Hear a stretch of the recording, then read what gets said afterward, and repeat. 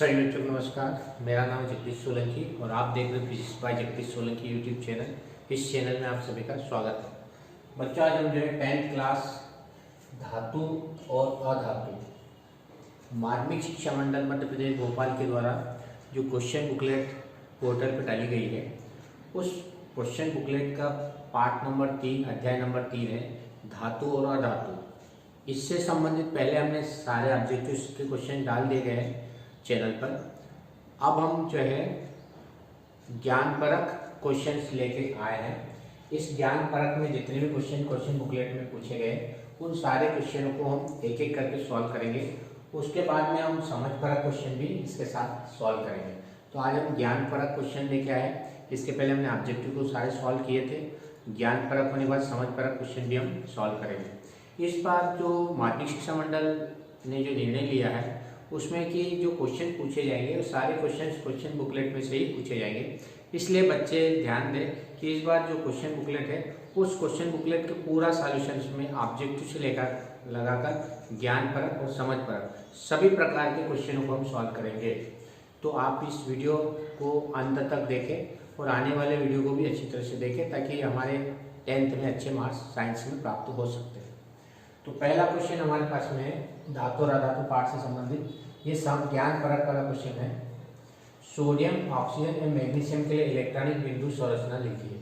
अब इलेक्ट्रॉनिक बिंदु संरचना क्या होती है कि कोई भी परमाणु जो होता है, तत्व जो भी होता है हमारे पास, जैसे सोडियम तत्व है तो सोडियम के बाहरी कक्ष में एक इलेक्ट्रॉन होता है। इसका परमाणु क्रमांक 11 होता है, ध्यान रखना। इसका परमाणु क्रमांक 11 होता है। तो इसके बाहरी कोश में कितने इलेक्ट्रॉन होंगे? तो पहली कक्षा में 2 इलेक्ट्रॉन होते हैं, दूसरी कक्षा में 8 इलेक्ट्रॉन होते हैं। ये एक सिद्धांत है, बोहर-बरी का सिद्धांत कहलाता है, जिसके अनुसार पहली में 2 ही होना चाहिए, दूसरी में 8 होना चाहिए, तीसरी में 18 होना चाहिए। एक सूत्र होता है 2n², ये एक सूत्र होता है, बोहर ने दिया था। इस सूत्र में n का मान 1 रखेंगे तो 2 आएगा, n का मान 2 रखेंगे तो 8 आएगा, n का मान 3 रखेंगे तो 18 आएगा। तो हमारे पास टोटल कितने 11 ही है। तो पहली कक्षा में कितने आएंगे? 2, दूसरी में कितने आएंगे? 8 और 2 10, तीसरी में कितना बचा? 1 बचा हुआ। तो तीसरी कक्षा में 1 इलेक्ट्रॉन होता है। तो जो बाहरी कक्षा में जितने इलेक्ट्रॉन होते हैं उसको हम बिंदु के द्वारा प्रदर्शित करते हैं, उसको हम बिंदु संरचना के नाम से जानते हैं। तो एक तो अपन ऐसा मॉडल भी बना सकते हैं कि पहली कक्षा में 2 इलेक्ट्रॉन बता रखे, 1 इलेक्ट्रॉन नहीं, 1 इलेक्ट्रॉन नहीं। दूसरी कक्षा में 8 इलेक्ट्रॉन बता रखे, 2 2 4 2 6 2 6 8। और तीसरी कक्षा में क्या है? केवल 1 इलेक्ट्रॉन बता रखा।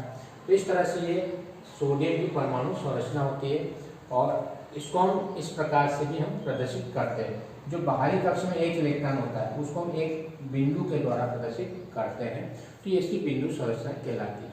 इसी प्रकार से मैग्नीशियम, दूसरा हमारे पास में जो है हमारे पास में ऑक्सीजन आता है। ऑक्सीजन का परमाणु क्रमांक 8 होता है, ध्यान रखना। परमाणु क्रमांक कितना होता है? 8। अब 8 को कैसे लिखेंगे? पहले में 2 बचे, कितने? 6, तो दूसरे में 6 आ जाएगा। बाहरी कोश में कितने इलेक्ट्रॉन होंगे? 6। तो कितने पॉइंट लगाएंगे हम? 6 पॉइंट लगाएंगे, 6 बिंदु लगाएंगे। तो ये इसकी पॉइंट संरचना हो जाएगी, स्ट्रक्चर हो जाएगी। 1 2 3 4 5 6 बिंदु लगा देंगे। फिर इस तरह से अपन बनाना हो तो पहले में कितने भरेंगे इलेक्ट्रॉन? 2 पहली कक्षा में, दूसरे में कितने भरेंगे? 6। तो 1 2 3 4 5 6 इलेक्ट्रॉन। तो इसको ऐसा भी प्रदर्शित कर सकते हैं और इसको ऐसा भी प्रदर्शित कर सकते हैं। तो ये कहलाता है, इसकी बिंदु संरचना कहलाती है। 6 इलेक्ट्रॉन बाहरी कोश में, तो ऑक्सीजन के आसपास 6 इलेक्ट्रॉन बना देना, 6 डॉट बना देना, 6 पॉइंट बना देना। मैग्नीशियम का परमाणु क्रमांक होता है 12, ध्यान रखना। अब 12 को कैसे लिखेंगे हम? पहले में 2, दूसरे में 8 और 2 10 हो गए, तीसरे में कितने बचेंगे? 2।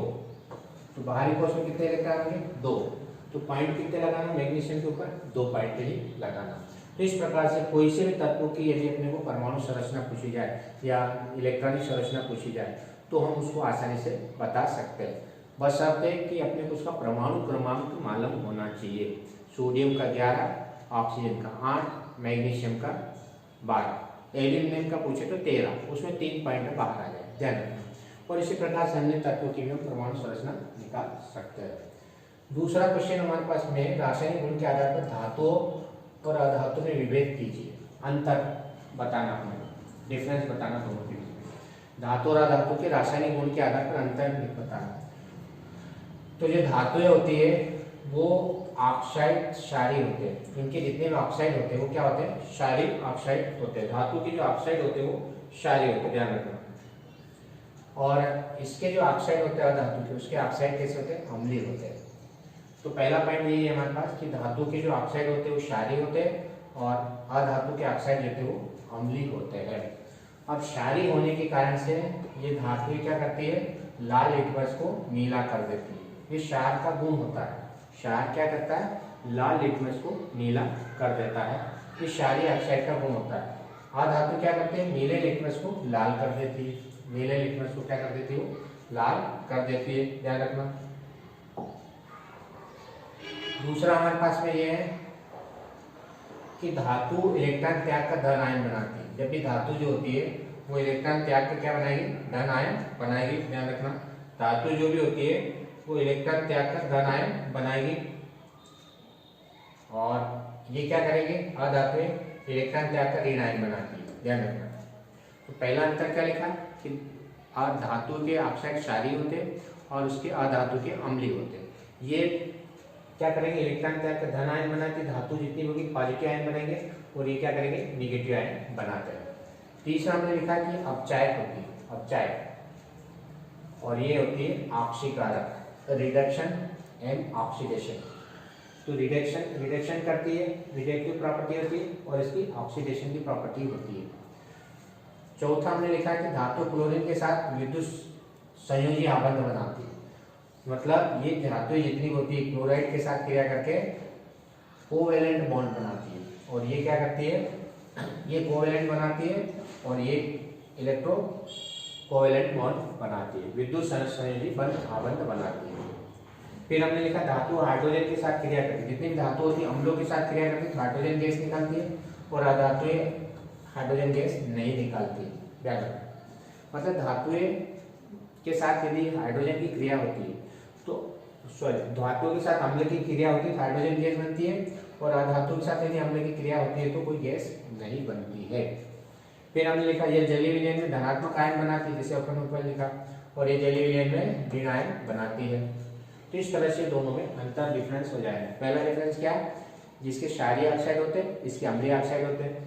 ये इलेक्ट्रॉन त्याग का धन आयन बनाती है, ये इलेक्ट्रॉन त्याग का ऋण आयन बनाती है। तीसरा हमने लिखा कि अपचायक होती है, ये ऑक्सीकारक होती है। चौथा हमने लिखा क्लोरीन के साथ क्रिया करके ये विद्युत संयोजी आबंध बनाती है और ये अधातु क्लोरीन के साथ सह संयोजी आबंध बनाती है, बॉन्ड बनाती है। फिर हमने लिखा धातु जितनी होती है अम्लों के साथ क्रिया करके हाइड्रोजन गैस निकालती है और अधातु जो होती है वो हाइड्रोजन गैस नहीं निकालती है, रिलीज नहीं करती है। ये जलीय विलयन में धनात्मक आयन बनाती है और ये जलीय विलयन में ऋणात्मक आयन बनाती है। इस प्रकार से हमारे पास यहाँ पर इंग्लिश का भी दे रखा है। इंग्लिश वाले भी जो है इसको अच्छी तरह से लर्न कर सकते हैं।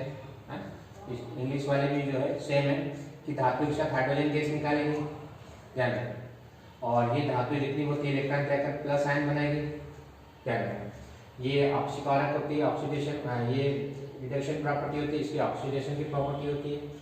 तो इस तरह से ये दोनों जो है अपने को ध्यान रखना है, हिंदी और इंग्लिश दोनों वाले। हमारे पास में तीसरा क्वेश्चन से लोहे को जंग से बचाने के 3 उपाय लिखिए। तो लोहे को हम सामान्यतः पानी यदि लग जाता है तो जंग लग जाती है, इसको हम बचाने के क्या क्या उपाय कर सकते हैं। पहला अपनी तरह पेंट करके, हमने देखा है कि जो ऑयल पेंट होती है ना, ऑयलिंग या पेंटिंग करके उसको हम बचा सकते हैं जंग से, है। तो लोहे की किसी वस्तु को जंग से बचाने के ऊपर क्या करते हैं? पेंट करना चाहिए, क्योंकि पेंट करने से क्या होगा? लोहे के साथ वायु क्रिया नहीं कर पाती और जंग लगने से बच जाएगी। तो पहला आपके पास पेंट करके, उसको पेंटिंग करके, पेंटिंग करने से क्या होगा? वो वाटर प्रूफ हो जाएगी, ध्यान रखें। मतलब पानी नहीं लगेगा, वो पानी नहीं लगेगा, वाटर प्रूफ होने के कारण से उसमें क्या हो जाएगी?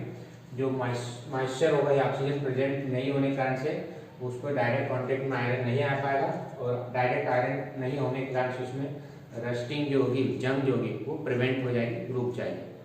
तो पेंट करने से क्या होगा कि डायरेक्ट जो पानी उसके संपर्क नहीं आ पाएगा लोहे का, और लोहे के संपर्क में पानी और ऑक्सीजन नहीं मिल पाएगी तो ऑक्साइड नहीं बनेगा, जंग नहीं लगेगी। इसलिए सबसे पहला काम क्या करते हैं? जितनी भी लोहे की वस्तु उसको हम क्या कर देते हैं? पेंट कर देते हैं। दूसरा हमने लिखा तेल या ग्रीस लगा देते हैं, ये भी देखा होगा, है ना। तेल लोहे के ऊपर जंग लगने से बचाने के लिए क्या करते हैं? तेल या ग्रीस जमा देने से इससे क्या होगा, वायु लोहे के संपर्क में नहीं आएगी, जिससे जंग नहीं लगती है। मशीनों के कल पुर्जे में ऐसा किया जाता है, जितनी मशीनें होती है उसमें हम ऑयल डालते हैं, ग्रीस डालते हैं। इसका कारण ये है कि जंग नहीं लगती। जंग कब लगेगी, जब लोहे में पानी और ऑक्सीजन मिल जाएगी तब। ऑक्सीजन तो रहती है लेकिन उस पानी की मात्रा यदि उस पर चली जाती है तो ऑक्साइड बना लेती है, जो जंग कहलाती है ना। तो तेल या ऑयल या ग्रीस के माध्यम से भी उसको हम रिमूव कर सकते हैं, उसकी रस्टिंग जंग को हटा सकते हैं क्योंकि वो कवर हो जाएगी। और तीसरा हमारे पास जिंक की परत चढ़ाकर, जो जिंक जो होती है उसकी परत यदि लोहे के ऊपर चढ़ा देते हैं, लेपन कर देते हैं जिसको अपन बोलते हैं, है ना, तो वो भी क्या हो जाएगी, जिसको हम गैल्वेनाइजेशन भी बोलते हैं, लेपन। लेपन किसको कहेंगे, एक धातु के ऊपर दूसरी धातु की परत को चढ़ाना, लेपन कहलाएगा। तो तीन तरह से हम उसको जंग को रोक सकते हैं, क्या, पेंट करके, दूसरा ऑयल या ग्रीस लगाकर, तीसरा यशत लेपन करके एक धातु की परत को दूसरी धातु की परत के ऊपर चढ़ा, जैसे जिंक की परत लोहे पे चढ़ा देते हैं तो लोहा क्या होगा, जंग लगने से बच जाएगा। तो इस तरह से तीन कारक रीजन अपने को बताना है, जो कि यहाँ पर हमने समझा रखे हैं। नेक्स्ट क्वेश्चन हमारे पास में है फोर्थ क्वेश्चन, उभयधर्मी ऑक्साइड क्या होते हैं। दो उभयधर्मी ऑक्साइड के उदाहरण देते। उभयधर्मी का मतलब ऐसे ऑक्साइड जो अम्ल और क्षारक दोनों से क्रिया करते हैं, अम्ल से भी क्रिया करते हैं और क्षार से भी करते हैं, एसिड से भी क्रिया करेंगे और बेस से भी क्रिया करेंगे। दोनों से यदि रिएक्शन करने के बाद क्या करते हैं, वो साल्ट और जल, लवण और पानी बनाते हैं। ऐसे ऑक्साइड को उभयधर्मी ऑक्साइड कहते हैं। उभयधर्मी ऑक्साइड किसको कहेंगे, वे ऑक्साइड जो अम्ल के साथ और क्षार के साथ दोनों के साथ क्रिया करते हैं और जल और लवण बनाते हैं, पानी बनाएंगे, वाटर बनाएंगे और सॉल्ट बनाते हैं, तो उस ऑक्साइड को हम क्या कहते हैं, उभयधर्मी ऑक्साइड कहते हैं, या एम्फियोटेरिक ऑक्साइड भी कहते हैं। इंग्लिश में एम्फियोटेरिक ऑक्साइड कहते हैं, जो एसिड और बेस दोनों के साथ रिएक्शन करेगा और क्या बनाएगा, वाटर और सॉल्ट बनाता है, उसको हम बोलते हैं एम्फियोरेटिक ऑक्साइड कहते हैं। ध्यान रखना, समझ में आ गया होगा कि उभयधर्मी ऑक्साइड किसको कहेंगे, वे ऑक्साइड जो अम्ल और क्षार दोनों के साथ क्रिया करते हैं, लवण और पानी बनाते हैं, उसको उभयधर्मी ऑक्साइड कहते हैं। और एग्जांपल हम दे सकते हैं कि एल्यूमिनियम ऑक्साइड Al2O3 और जिंक ऑक्साइड, ये जो होते हैं दोनों के साथ क्रिया करते हैं। यहाँ हमने एक एग्जांपल भी बता रखा कि एल्यूमिनियम ऑक्साइड HCl के साथ क्रिया करके Al3 बना देता है, ये बेसिक होता है और ये एसिडिक होता है, तो दोनों तरह के ऑक्साइड ये बनाता है, इसलिए इसको क्या कहा गया, उभयधर्मी ऑक्साइड या एम्फियोटेरिक ऑक्साइड भी कहते हैं। तो समझ में आ गया उभयधर्मी ऑक्साइड किसको कहते हैं, दोनों के साथ क्रिया, हम लोग बेस के साथ दोनों के साथ क्रिया करेगा, लवण और पानी बना। एक एग्जांपल में हमने यहाँ पर दे रखा है, कारण बताइए, प्लेटिनम सोना चांदी का उपयोग आभूषण बनाने के लिए क्यों किया जाता है। तो हमने पढ़ा था कि जो सोना चांदी प्लेटिनम जो होती है वो क्या होती है, चमकदार धातु होती है, बहुत चमकदार धातु होती है, लस्ट्रस प्रॉपर्टी होती है, लस्टर मतलब चमकदार, बहुत चमकती है। सिल्वर है, गोल्ड है, प्लेटिनम, इनकी प्रॉपर्टी जो होती है लस्ट्रस होती है, चमकदार होती है, एम संसारित नहीं होती है, जंग नहीं लगती है, जंग है ना, ये रिएक्टर नहीं करेगी और क्लोराइड आसानी से नहीं होगी, जंग आसानी से इसमें नहीं लगती है।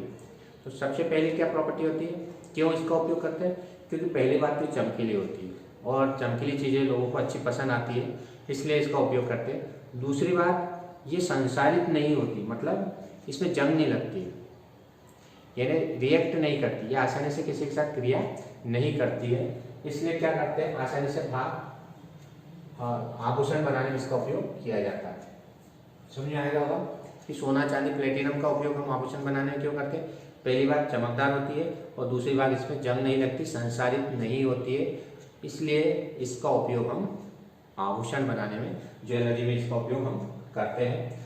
तो लस्ट्रस मतलब होती है चमकदार, और इसमें जो है कोरेटो मतलब होता है संसारित नहीं होती है, इसलिए इसका उपयोग हम क्या करते हैं, आभूषण बनाने में इसका उपयोग करते हैं। नेक्स्ट क्वेश्चन हमारे पास, सोडियम पोटेशियम लिथियम वायु में खुला छोड़ने पर अपनी अत्यधिक क्रियाशीलता कारण आसानी से आग पकड़ लेता है, अतः इसको तेल में संग्रहित किया जाता है।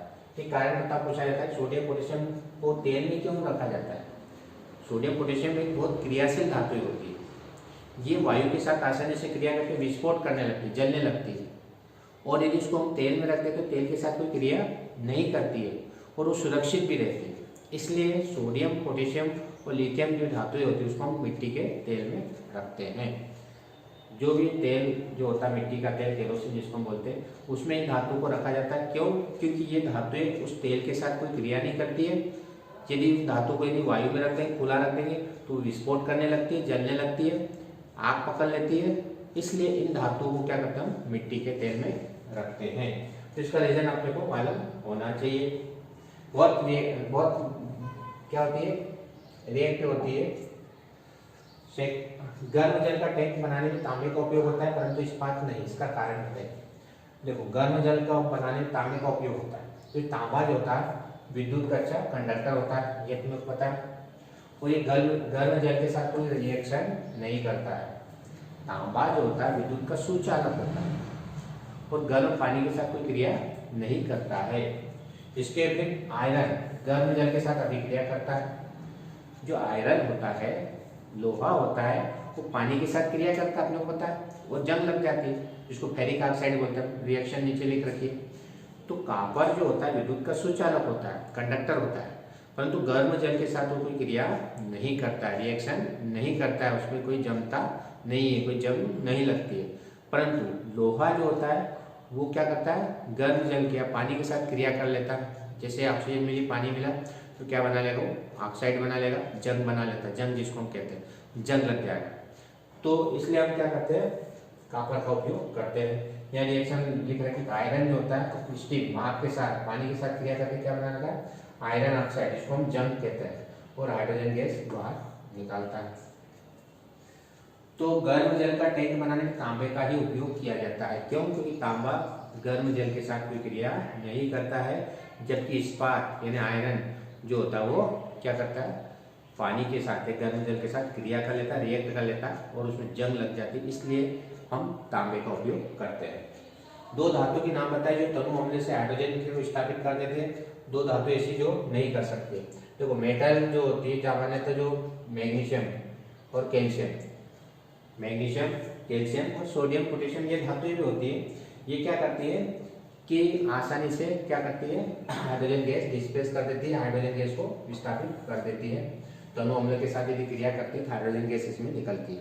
क्योंकि क्रियाशील धातु होती है, आसानी से क्रिया कर लेती है। सोडियम है, पोटेशियम है, मैग्नीशियम है ना।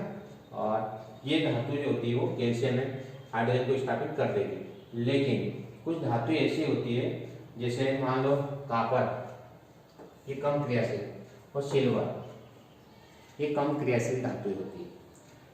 ये अम्ल के साथ क्रिया नहीं करती, हाइड्रोजन गैस को स्थापित नहीं करती है। तो कौन स्थापित करेगी, सोडियम है, पोटेशियम है, कैल्शियम है, मैग्नीशियम, ये हाइड्रोजन गैस को स्थापित कर देगी अम्ल में से। दूसरा कॉपर और सिल्वर, ये विस्थापित नहीं करती हाइड्रोजन गैस को।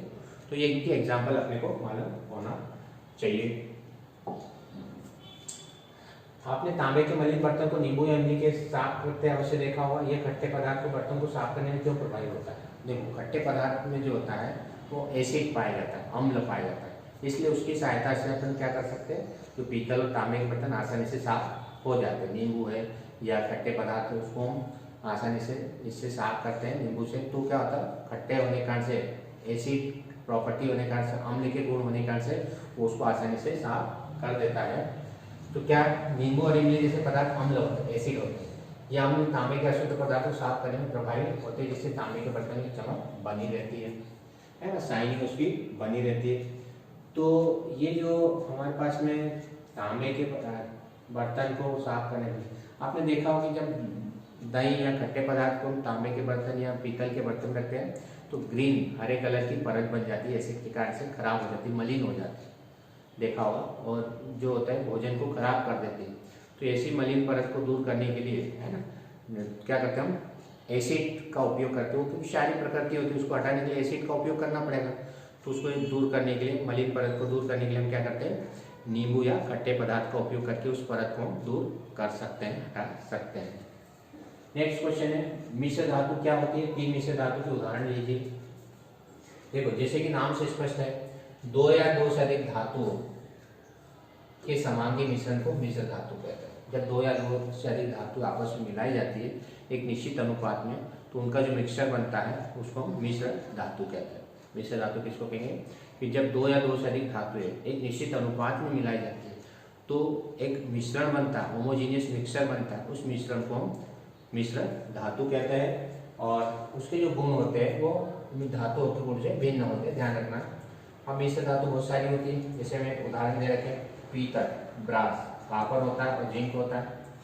कापर 70% और जिंक 30% होता है। इसका उपयोग ताप, मशीन पुर्जे, बर्तन बनाने में इसका उपयोग करते हैं। कांसा, ब्रांच, कापर और टीन, ये दो मिश्र धातु होती है, Cu और Sn।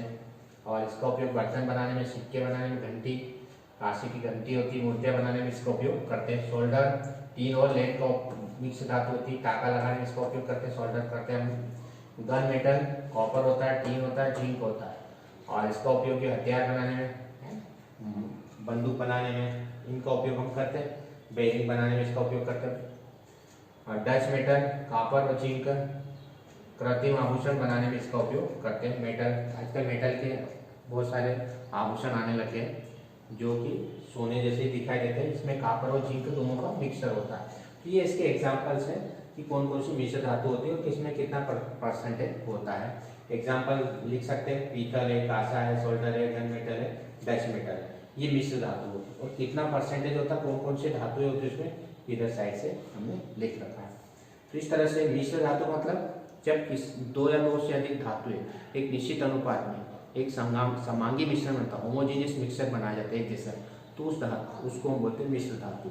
उदाहरण पीतल है, कांसा है, गन मेटल है, स्टेनलेस स्टील है, ये सारी क्या कहलाती है, सोल्डर है, ये क्या कहलाती है, मिश्र धातुएं कहलाती है। लास्ट आयनिक यौगिकों के 3 गुण लिखिए।